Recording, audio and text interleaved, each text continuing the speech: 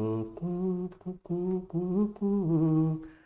Hello everyone, कैसे हैं आप लोग। मैं हूं विशाल और मैं आप सभी का स्वागत करता हूं आपके अपने यूट्यूब चैनल माई पाठशाला पर। तो मैं लेकर के आ गया हूं कुछ और नए वर्ड्स आपके साथ। So what will do is हम आज भी कुछ नए शब्दों को सीखेंगे जिसको सीख करके ऑब्वियसली आपके एग्जाम में बहुत ज़्यादा हेल्प होने वाली है। चलिए, तो बिना किसी देरी के शुरू करते हैं आज के। ओ, ये क्या है यार, ये इधर किसने डाला दिया।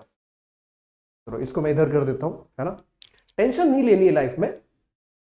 तो देखते हैं पहला वर्ड क्या है। What is the first word of today's class. What is happening, what is happening. कुछ ना कुछ टेक्निकल फॉल्ट्स होते रहते हैं, but need not worry. Word देखता हूँ, what is the first word. Okay, the first word, जो पहला शब्द है, पहला शब्द है प्रोडिगल, राइट। जो प्रोडिगल शब्द है इसका क्या मतलब है। अब इस वर्ड का मतलब समझाने से पहले मैं तुम्हारे साथ एक स्टोरी शेयर करना चाहूंगा। तो जब मैं कॉलेज में पढ़ता था तो मेरा एक दोस्त था, राइट। तो वो मेरा बहुत ही ज्यादा अच्छा दोस्त था। अब उसके दोस्त जो था मेरा, उसके जो पिताजी थे, उसके जो फादर थे, वो अपने पापा से हर महीने कुछ पैसे मंगाता था। तो उसके पापा इतने अच्छे थे कि हर महीने की पहली तारीख को उसको पैसा भेज देते थे। पर ये जो मेरा दोस्त था, क्या करता था कि 3 दिन में ही, 3-4 दिन में ही पूरे के पूरे पैसे खर्चा कर डालता था। कहीं पिज्जा खा लेता था, कहीं समोसा खा लेता था। मतलब कुछ ना कुछ जोमेटो, स्विगी और पता नहीं कहाँ कहाँ से ऑर्डर करके बिल्कुल अपना बैलेंस जितना भी पापा उसको देते थे सब जीरो।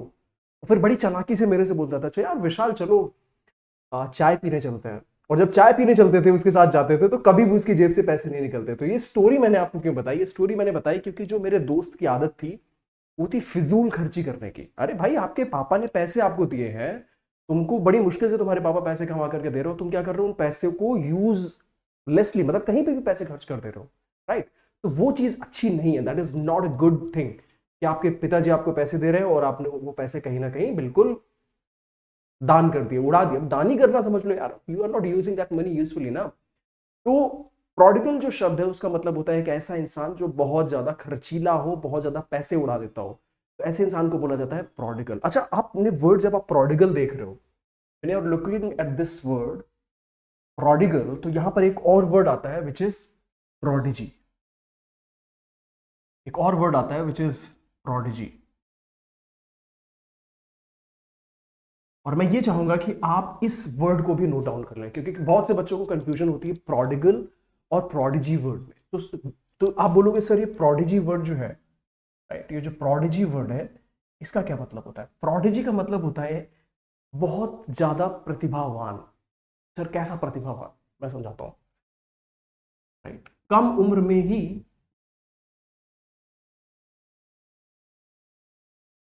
अत्यधिक प्रतिभावान। अरे सर ये क्या बोल रहे हो, कम उम्र में ही अत्यधिक प्रतिभावान। सर आप प्रोडिगल पढ़ा रहे थे, अभी यहाँ पे प्रोडिजी लिख रहे हो। मैं इसलिए लिख रहा हूँ क्यों, क्योंकि बहुत से बच्चों को कंफ्यूजन हो जाती है प्रोडिगल वर्ड में और प्रोडिजी वर्ड में। ये दोनों सेम से लगते हैं। तो प्रोडिगल जो वर्ड हुआ उसका मतलब हुआ बहुत एक ऐसा इंसान जो बहुत ज्यादा पैसे खर्च करता हो। और जो प्रोडिजी वर्ड है इसका मतलब होता है एक ऐसा बच्चा, एक ऐसा, आई वुड से, कम उम्र का इंसान जो कि बहुत ज्यादा प्रतिभावान हो। मान लो तुम ही हो, तुम अभी क्लास 5th 6th में पढ़ते हो, पर तुम IIT जेई के क्वेश्चन सॉल्व कर लेते हो, फिजिक्स से क्वेश्चन सॉल्व कर लेते हो, प्रोफेसर साहब तुम्हारे आते हैं, प्रोफेसर साहब तुमसे क्वेश्चंस पूछने आते हैं। अब जैसे तुमने वेब सीरीज देख रखी होगी शेल्डन कूपर की, बिग बैंग थ्योरी। उसमें एक बच्चा होता है और मुश्किल से बमुश्किल वो 10 साल का बच्चा होता है, पर वो प्रोफेसर लोगों को पढ़ा रहा होता है। तो ऐसा बच्चा सोचो, that that is a child prodigy, right. बचपन में ही इतना ज्यादा प्रतिभावान है कि जब वो बड़े होगा तो पता नहीं क्या क्या झंडे गाड़ेगा, राइट। तो ये स्टोरी मैंने आपको क्यों बताई, ये स्टोरी मैंने आपको इसलिए बताई ताकि आप अंतर समझ सकें प्रोडिगल और प्रोडिजी में। अच्छा, तो इसके हम लोग पहले तो सिनोनिम्स देख लेते हैं। सिनोनिम्स, एक्स्ट्रावैगेंट। एक्स्ट्रावैगेंट कौन होता है भाई। एक्स्ट्रावैगेंट इज अ पर्सन जो बहुत ज्यादा पैसे खर्च करता है। Wasteful, spendthrift and lavish. Lavish आपने सुना होगा ना, लैविश लाइफस्टाइल, वाह वाह क्या रईसों वाली जिंदगी जी रहा है। तो वहां पर हम लोग यूज वर्ड कर सकते हैं लैविश। अच्छा, एंटोनिम्स हो जाएंगे फ्रूगल, थ्रिफ्टी, इकोनॉमिकल एंड मिजरली। देखो, फ्रूगल और थ्रिफ्टी जो वर्ड है इनका मतलब होता है एक ऐसा इंसान जो पैसे कम खर्च करता है, राइट। पैसे कम खर्च करता है। पर ये जो मिजरली वर्ड है इसका मतलब हुआ कि पैसा कम तो खर्च करता ही करता है, बट इतने पैसे कम खर्च करता है कि भाई बिल्कुल अति कर देता है। तो ऐसा जो इंसान होगा, जो मिजरली किस्म का इंसान होगा, जो मिजरली किस्म का इंसान होगा, वो कैसा होगा भाई। वो बोलेगा कि मैं बीमार हो गया हूं पर मैं डॉक्टर के पास नहीं जाऊंगा, मैं फालतू में क्यों पैसे खर्च करूं। वो भूखा होगा पर खाना नहीं खाएगा, बोलेगा मैं क्यों पैसे खर्च करूं, तो ऐसे इंसान को बोला जाता है मिजरली। पर फ्रूगल और थ्रिफ्टी एक ऐसे इंसान होते हैं जो पैसे खर्च करते हैं पर बहुत सोच समझ के पैसे खर्च करते हैं, ठीक है। अच्छा, सेंटेंस एग्जांपल्स हम लोग देख लेंगे। He is prodigal in spending habit, वो अपने पैसे खर्च करने की हैबिट में बहुत ज्यादा प्रोडिगल है, बहुत ज्यादा फिजूल खर्च करता है, ठीक है। Now the prodigal sun returned home after many years, right. जो खर्चीला व्यक्ति था, अरे भाई जो उनका लड़का था बहुत ज्यादा पैसे खर्च कर रहा था, वो बहुत सालों के बाद अपने घर वापस आ गया। अब सोचो अगर ऐसा लड़का घर पे वापस आएगा जो बहुत ज्यादा पैसे उड़ाता था, तो भाई उसके मम्मी पापा खुश होंगे या दुखी होंगे? वो तो अपने को खुद से पूछना पड़ेगा ना उनके मम्मी पापा को कि ऐसा लड़का आप तुम्हारे घर में वापस आ गया जो बहुत पैसे उड़ाता है, तुम ही बताओ कि भाई तुम्हें खुशी हुई है या नहीं हुई है ना। चलिए बढ़ते हैं आगे की तरफ, देखते हैं अगला शब्द। नेक्स्ट वर्ड क्या है हमारे पास? The next word is, what is the next word? Next word is knave, right. इसको क्नेव प्रोनाउंस नहीं करेंगे। यहाँ पर जो के आपको दिख रहा होगा, यहाँ पर जो के आपको दिख रहा होगा, के जो है यहाँ पर जो के आपको दिख रहा है ये साइलेंट है, ये साइलेंट है। तो इसका जो प्रोनाउंसिएशन है दैट इज नेव, नेव, नेव, नेव। नेव कैसा इंसान होता है? एक ऐसा इंसान जो बहुत ज्यादा धोखेबाज हो, भ्रष्ट इंसान हो, भ्रष्ट इंसान हो, बात बात पे झूठ बोल जाता हो। जैसे तुमने मूवी देख रखी होगी पायरेट्स ऑफ करीबियन में, पायरेट्स ऑफ करीबियन में एक कैरेक्टर होता है कैप्टन जैक स्पैरो, ठीक है। तो कैप्टन जैक स्पैरो एक ऐसा इंसान है कि वो कब झूठ बोल जाए किसी को ही हवा नहीं चलती है, उसको खुद नहीं पता होता है कि वो कब झूठ बोलने वाला। तो ऐसा इंसान एक समुद्री लुटेरा आप मान समझ लो, तो वो कैसे कैसे झूठ बोलता होगा, एक चोर होगा तो वो बात बात पे झूठ बोलता होगा। तो ऐसे लोगों को बोला जाता है नहीं, राइट। पार्ट ऑफ स्पीच क्या है इसका? पार्ट ऑफ स्पीच है भाई मेरे नाउन। अरे sir part of speech noun है। सिनोनिम्स रोग, स्काउंड्रल, विलन एंड ट्रिकस्टर, ठीक है। अच्छा, रोग वर्ड और स्काउंड्रल वर्ड, ये जो दोनों वर्ड हैं इनका नेगेटिव मीनिंग है। मतलब एक ऐसा इंसान जो बहुत ज्यादा बुरा हो, उसके लिए हम लोग यूज करते हैं वर्ड रोग एंड स्काउंड्रल। एंटोनिम्स क्या क्या हो जाएंगे? ऑनेस्ट मैन, एक ईमानदार व्यक्ति, जेंटलमैन, नोबल, श्रेष्ठ व्यक्ति, और वर्चुअस पर्सन। वर्चुअस इंसान कौन होता है? जो दूसरों की मदद करना चाहता है, दूसरों की हेल्प करना चाहता है, ईमानदार किस्म का इंसान होता है। सेंटेंस एग्जाम्पल, सेंटेंस एग्जाम्पल हम लोग देखेंगे। He turned out to be a knave who cheated everyone, वो एक ऐसा धोखेबाज इंसान के रूप में आया जो दूसरों को बस चीट करता था, दूसरों को बस ठगता था। ये इसका मतलब हो गया। अच्छा next, the story portrait the knave as cunning character. जो स्टोरी थी उसने जो भ्रष्ट इंसान था उसको कैसे दिखाया? उसको दिखाया एक चालाक कैरेक्टर के तौर पे। ऑब्वियस सी बात है यार, जो बहुत ही भ्रष्ट इंसान होगा, जो बात बात पे झूठ बोलता होगा, लोगों की जेब काट लेता होगा, ऐसे इंसान को आप अच्छे कैरेक्टर के रूप में कैसे दिखा पाओगे? You can show that such a person in a good light. बढ़ते आगे की तरफ, देखते हैं नया वर्ड। नया वर्ड क्या है भाई? What is the next word? The next word is, what is the next word? Felicity. Oh felicity, right. जो फेलिसिटी शब्द है इसका मतलब होता है खुशी, राइट। फेलिसिटी जो वर्ड है इसका मतलब होता है खुशी, अत्यधिक खुशी। मान लो तुम ही हो, जब तुम्हारा सिलेक्शन हो जाएगा और जब तुम इनकम टैक्स ऑफिसर बन जाओगे, या फिर तुम जब विदेश मंत्रालय में, मिनिस्ट्री ऑफ एक्सटर्नल अफेयर्स में जब तुम्हारी जॉब लग जाएगी, तो तुम बहुत ज़्यादा खुश होगे, right. The felicity that you would have at that time, जो आपको उस समय फेलिसिटी होगी वो बहुत बहुत बहुत ज़्यादा होगी, क्योंकि जो खुशी होगी वो बहुत बहुत बहुत बहुत ज़्यादा होगी ना। इसमें कुछ सोचने वाली बात तो मुझे नहीं लगती। अच्छा, आप यहाँ पर जो वर्ड फेलिसिटी देख रहे होगे, इसको कभी भी आप वर्ड फैसिलिटी से कंफ्यूज नहीं करोगे, राइट। क्योंकि फेलिसिटी वर्ड और जो फैसिलिटी वर्ड है ये दोनों में सेम से लगते हैं, बट फैसिलिटी का मतलब होता है क्या साधन वगैरह आपको अवेलेबल है, right. That is what the word facility means.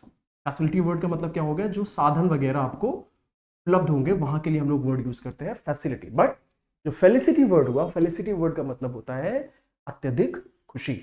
जैसे यहाँ पर भी देख पा रहे होगे, ये सारे जो लोग हैं कितने ज्यादा खुश है, कितने ज्यादा हैप्पी हैं, they all are very happy. अरे भाई भाई भाई मजा आ रहा है।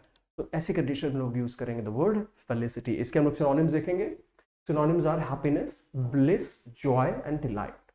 कोई कंफ्यूजन इसमें नहीं होना चाहिए। Antonyms sadness, misery, sorrow and unhappiness. चारों वर्ड जो हो गए, सैडनेस दुख, मिजरी का भी मतलब दुख, सॉरो का भी मतलब दुख होता है, अनहैप्पीनेस का मतलब क्या होगा? जब आपको खुशी ना हो। Set examples. She expressed her felicity after achieving success, उसने अपनी सफलता प्राप्त करने के पश्चात क्या बोला भाई, अपनी खुशी को जाहिर किया, अपनी खुशी को जाहिर किया आफ्टर अचीविंग सक्सेस।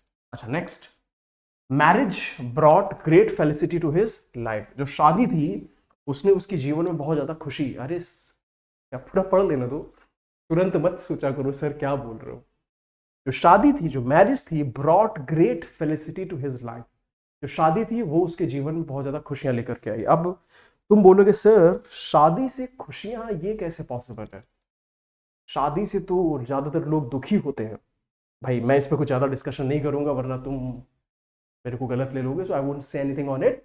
मैं बढ़ता हूं आगे की तरफ, ये कंट्रोवर्शियल इशू हो जाएगा। आगे की तरफ क्या है भाई, इररिप्रोचेबल, राइट। इररिप्रोचेबल का मतलब मैं आपको समझाता हूं। अब जैसे आप लोग हो, आप लोगों के बीच में बहुत सारे लोग होंगे, आपके बहुत सारे फ्रेंड्स होंगे, है ना। अब इन फ्रेंड्स में कुछ इंसान बहुत अच्छे होंगे, कुछ इधर उधर घूमते भी होंगे, मम्मी पापा को बिना बताए निकल लिए रात में, है ना, कहीं चले गए, कुछ खा पी के भी आ रहे हैं। पर इन्हीं सब के बीच में एक ऐसा भी कैरेक्टर होगा जो अपने माता पिता की सारी बातें मानता होगा।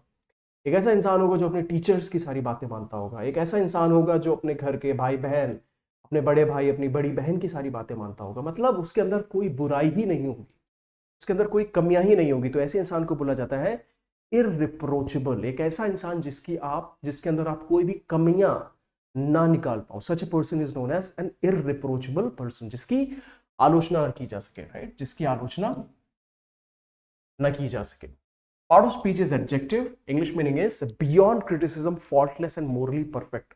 मतलब एक ऐसा इंसान जिसकी आप कुछ भी कोशिश कर लो पर आप क्या नहीं कर सकते हो, उसका आप उसकी आलोचना नहीं कर सकते हो। तो such a person would be known as irreproachable, right. चलिए देखते हैं सिनोनिम्स। सिनोनिम्स, ब्लेमलेस, आय हाय, जिसके ऊपर आप ब्लेम ना लगा पाओ। अच्छा, फॉल्टलेस, फॉल्टलेस का मतलब होता है जिसके अंदर कोई भी फॉल्ट ना हो। इम्पैकेबल, वाह क्या शब्द है, इम्पैकेबल। इम्पैकेबल जो शब्द हुआ इसका मतलब हुआ विदाउट एनी फॉल्ट, मतलब जो बिल्कुल ही अच्छा हो उसको बोलेंगे इम्पैकेबल। अपराइट। एंटोनिम्स, ब्लेम वर्दी, जिसके ऊपर आप ब्लेम लगा सको। फॉल्टी, करप्ट, भ्रष्ट, रिप्रोचेबल। जो सबसे इसका अच्छा एंटोनिम हो जाएगा दैट इज इररिप्रोचेबल, का जो एंटोनिम हुआ that is going to be what, that is going to be reproachable. तो रिप्रोचेबल जो शब्द हुआ उसका मतलब क्या हुआ, एक ऐसा इंसान जिसके आप लोग आलोचना कर सको, एक ऐसा इंसान जिसके अंदर से आप फॉल्ट निकाल सको। एग्जाम्पल, हिज कॉन्डक्ट वॉज इररिप्रोचेबल, जो उसका व्यवहार था दैट वॉज इररिप्रोचेबल, आप उसकी आलोचना नहीं कर सकते। Next one, she has an irreproachable reputation in the society, उसकी जो प्रतिष्ठा है समाज में दैट इज इररिप्रोचेबल। कैसी प्रतिष्ठा है भाई, आप उसकी आलोचना नहीं कर सकते हो। Sorry about that. तो मुझे लगता है कि आपको इररिप्रोचेबल वर्ड का जो मीनिंग है वो भी क्लियर हो गया होगा। बढ़ते हैं नेक्स्ट वर्ड की ओर बिना किसी देरी के। देखते हैं नया शब्द। What is the next word, the next word is forgo, right. अच्छा, फोरगो मीनिंग का मतलब होता है कि कोई चीज को जाने देना। अब जैसे यहां पर आप इस लड़की को देख पा रहे होंगे, इस लड़की को दो ऑप्शन दिए गए, या तो बेटा तू चॉकलेट खा ले या फिर तू सेब खा ले। इसके पास क्या है, यहाँ पर क्या दिख रहा है तुमको, यहाँ पर तुमको दिख रहा होगा चॉकलेट, दिख रहा है नहीं दिख रहा है, और तुमको यहां पर दिख रहा है सेब। ये क्या है बेटा, दिस इज सेब, दिस इज एप्पल। नो, नहीं सर एप्पल तो मुझे पता नहीं है सर, एप्पल को एप्पल क्यों बोलते हैं। अरे बेटा ये एक्सप्लेन नहीं करूंगा। अब इस बच्चे को दो ऑप्शन दिए गए, या तो तुम चॉकलेट खा लो या तो तुम सेब खा लो। तो बच्ची बेचारी क्या करेगी, वो करेगी क्या कि दोनों में से कोई एक चीज को छोड़ देगी, राइट। दोनों में से कोई एक चीज को छोड़ देगी। That means the person would leave one of the two things. बल्कि मुझे ऐसा बोलना चाहिए, this girl would have to forgo one of these two things, chocolate या फिर सेब में से कोई एक चीज उसको फोरगो कर देनी पड़ेगी, त्याग कर देना पड़ेगा, छोड़ देना पड़ेगा, ठीक है। तो इंग्लिश मीनिंग इसका हम लोग देखेंगे। English meaning is go with something, to abstain from और गिव अप, राइट। कोई चीज को छोड़ देना, that is what the word forgo means. Synonyms इसके हम लोग देखेंगे। abstain, relinquish का मतलब होता है गिव अप एंड वेव। अच्छा, फोरगो ये भी और ये फोरगो, राइट, दोनों सेम है।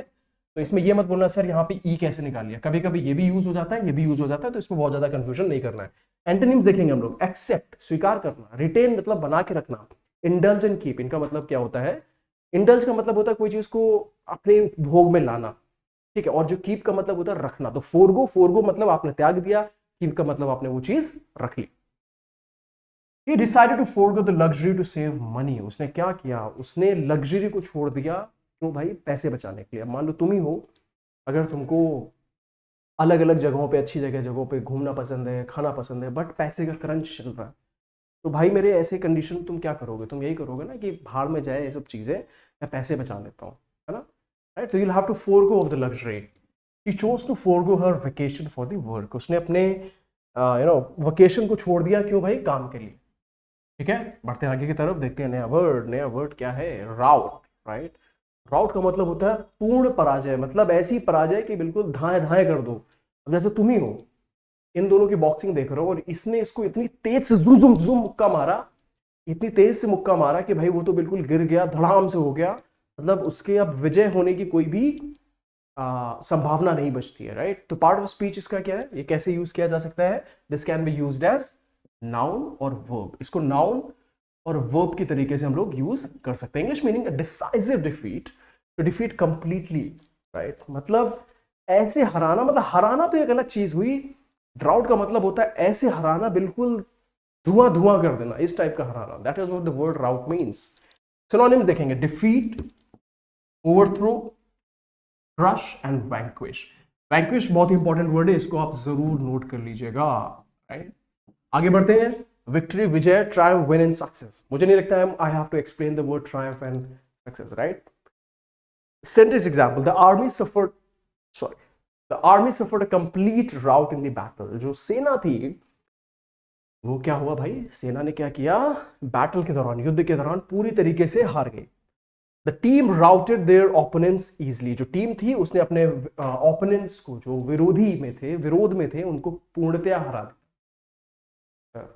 यही मतलब है क्या, हाँ बेटा यही मतलब है इस वर्ड का, team routed their opponents easily.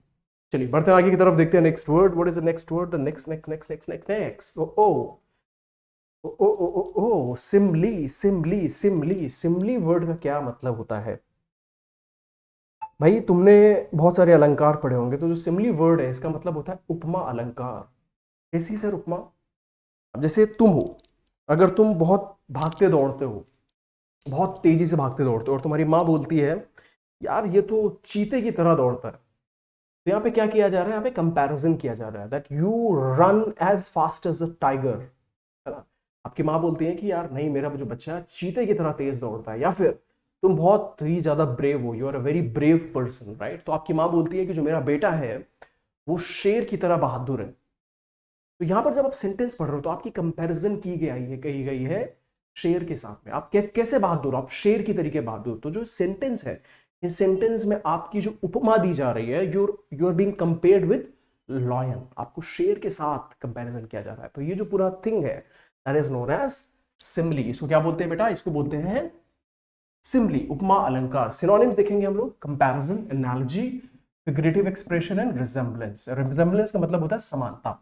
Antonyms देखेंगे, एंटोनिम्स क्या क्या हो गया, literal statement, reality, fact and non figurative expression.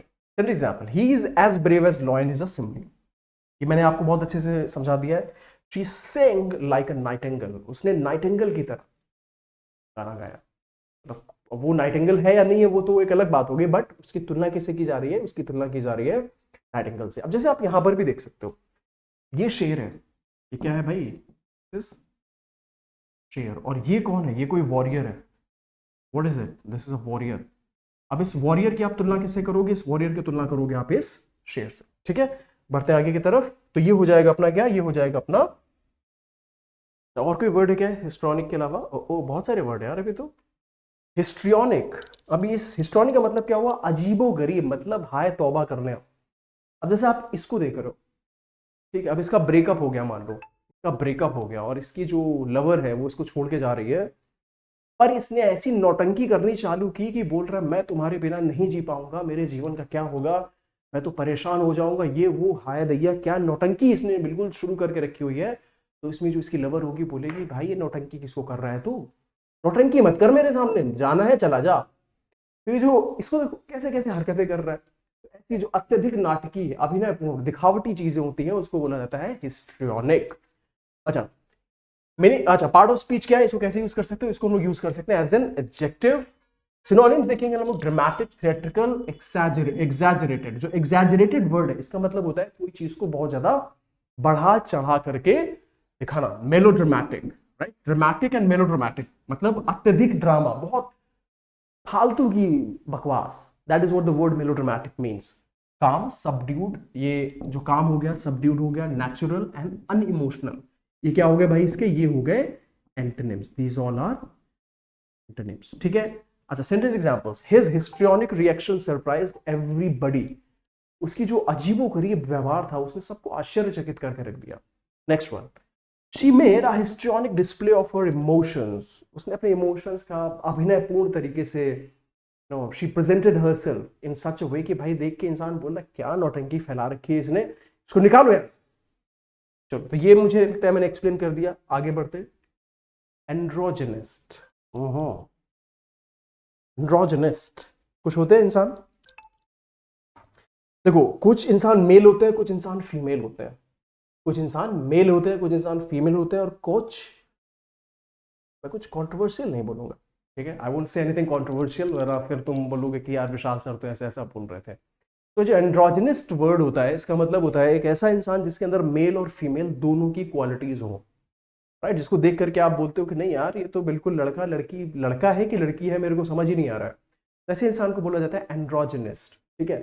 तो जो एंड्रो वर्ड है, राइट, एंड्रो वर्ड ये यूज होता है मेल के लिए, और ये जो चाइनी वर्ड है ये यूज होता है वर्ड फीमेल के लिए।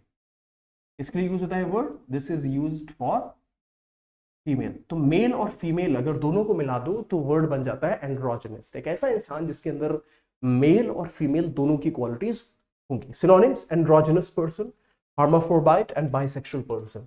हर्माफ्रोडाइट एक ऐसा जीव होता है जिसके अंदर मेल एंड फीमेल ऑर्गन्स दोनों होते हैं।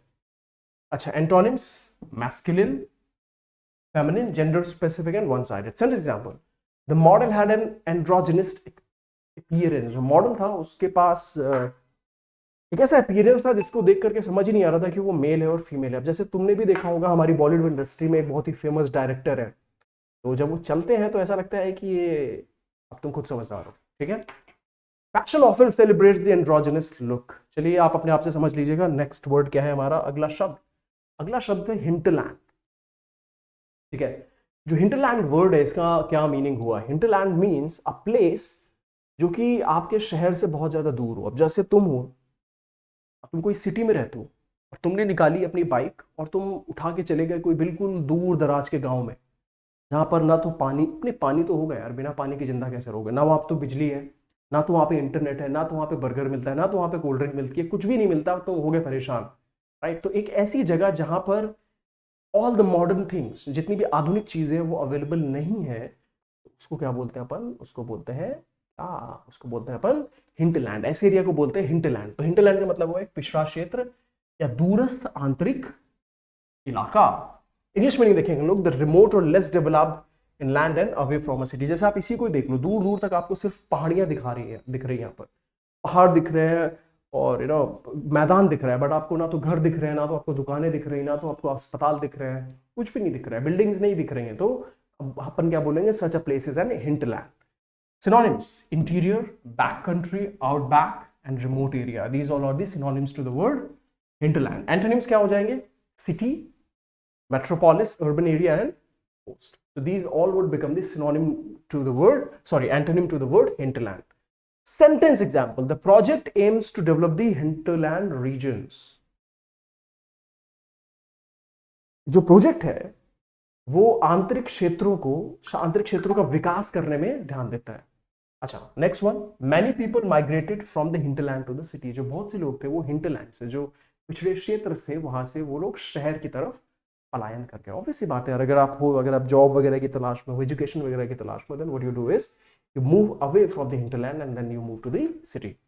चलिए ये भी क्लियर हो गया, आगे कोई वर्ड बच रहा है क्या, नहीं बच रहा है। चलिए तो फिर इसी के साथ हम लोगों ने आज का सेशन एंड कर दिया। We have covered today's session as well. आज हम लोगों ने क्या सीखा, आज हम लोगों ने 10 words, we have covered 10 words, और साथ ही साथ आप खुद सोचिए, अपार्ट फ्रॉम दिस 10 वर्ड्स, आप हर एक वर्ड के मिनिमम 3 सिनोनिम्स आप सीख रहे होते हो। आप क्या सीख रहे होते हो? Minimum 3 synonyms, and apart from this आप 3 एंटोनिम्स भी, 3 एंटोनिम्स आप सीख रहे होते हो। तो आप 3 + 3 that makes it 6, right? 6 plus for each word that makes it 7, that makes it 7, right? And 7 multiplied by 10, that gives you 70 words. That gives you 70 words, right? तो आप अपने दिन के 20 से 30 मिनट दे करके, right, just by giving 20 to 30 minutes, आप अपने जीवन के दे करके डेली आप क्या सीख रहे हो? 70 नए शब्द सीख रहे हो। लर्निंग 70 वर्ड्स, जो कि बहुत बड़ी अचीवमेंट है, करेक्ट? तो अगर आप ऐसे ही मेरे इन सेशंस को देखते रहोगे, बट अपार्ट फ्रॉम दिस, ना सिर्फ आप उन वर्ड्स को याद कर रहे हो, आप वर्ड्स को याद नहीं कर रहे हो, आप वर्ड्स को याद नहीं कर रहे हो, सिर्फ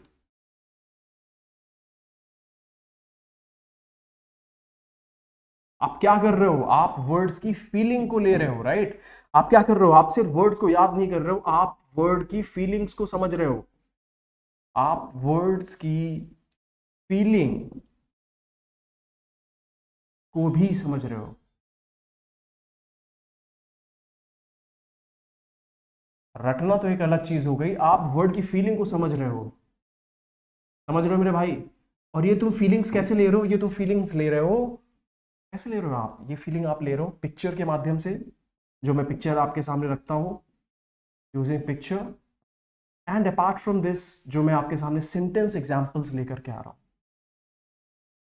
जो मैं सेंटेंस एग्जांपल्स लेकर के आ रहा हूं, उससे आपको वर्ड की ना सिर्फ मीनिंग समझ में आती है, बल्कि आपको क्या समझ में आता है? आपको ये भी समझ में आता है भाई कि उस वर्ड की क्या फीलिंग है।